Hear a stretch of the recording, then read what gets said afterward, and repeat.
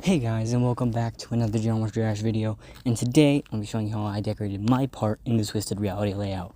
Now, this may be the first one with my voice, but I think I'm going to get used to it soon. Anyway, first off, I had to start off with a spike. I am really comfortable doing glow deco, so when I design this spike, I normally go for some simple ways on how I make it easier for myself every time by breaking down little chunks. So first off, I make the base spike out of, I normally use two colors, a normal color and that like blue or red, and then I use a lighter version of it and I add the blending.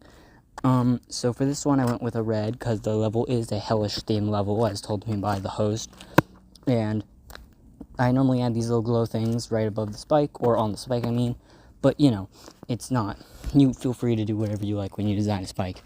But when I design my spikes, I like to use a specific type of glow, just so, the top of the spike, I don't want it looking all, like, dull and dark. You gotta add a little variety of color. So that's what I did here. I added that. Looks all glowy and nice. And then I like to find one of the random objects in the glow tab, and I like to put it in the spike. So right here, you can see I got this, like, I don't know what you call it, the little zigzag thing, and I like to put it in front, and it kind of just goes around the spike like that. And I do think this is really cool for adding actual variety to this spike. And what I do next is I normally copy the spike, and I like make a smaller version of it inside itself. So as you can see I did here, I just took the spike, made it shorter, put it inside itself, and there we go. We have a pretty nice spike. So I just like took it, I copy and pasted it around. And after a while of copying and pasting, well, first off, I added these little glow things, yeah.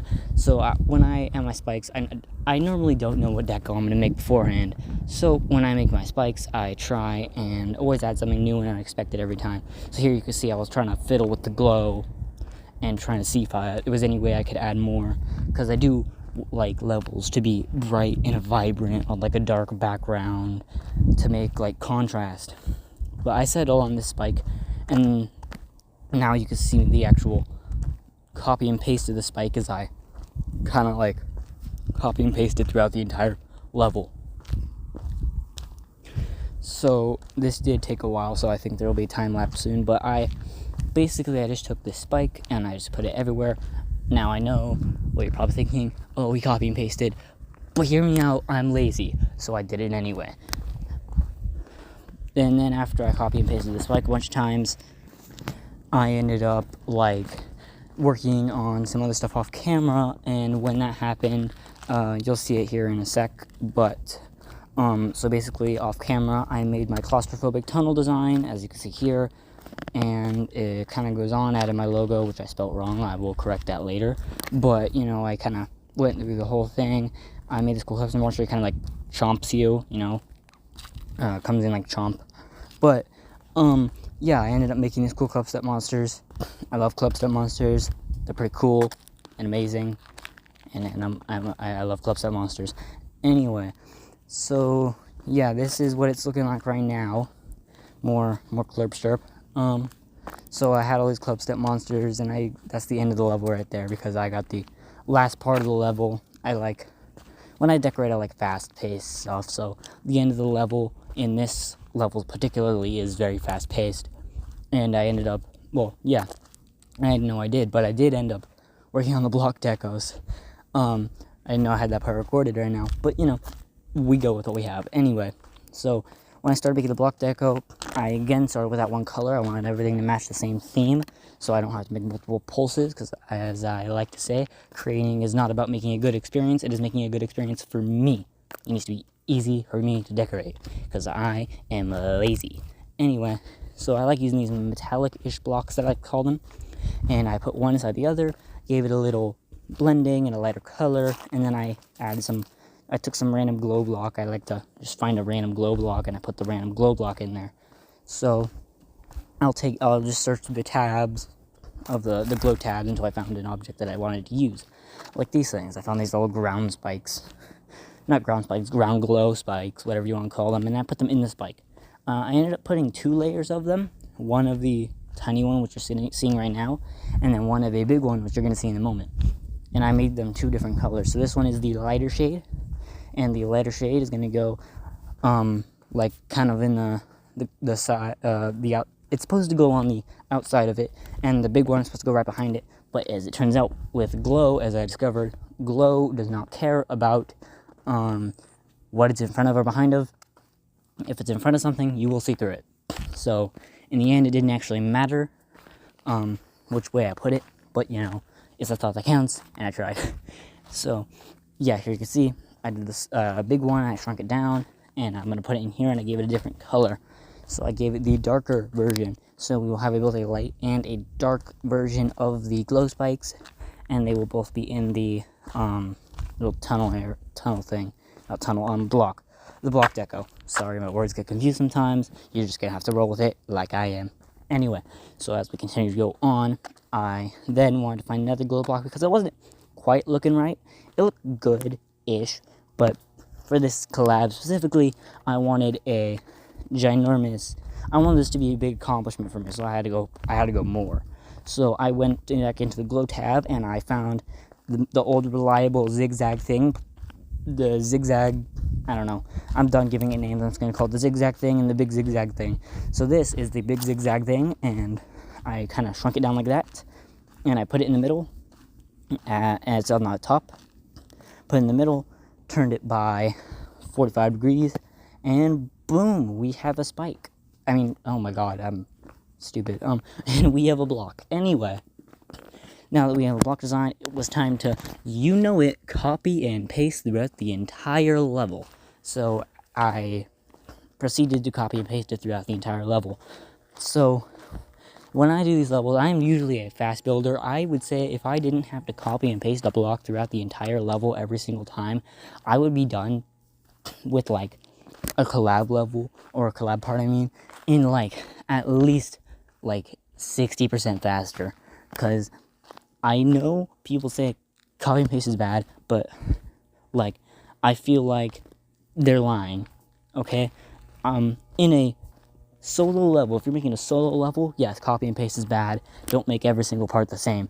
But in a collab where the part that's supposed to be the same is your part, like your entire part is a small thing, then yeah, it's fine to copy and paste and do whatever. I think if you are gonna decorate a short part in a collab, you shouldn't be too concerned about having it look all the same, all different and all that. But yeah, I did that for the small blocks.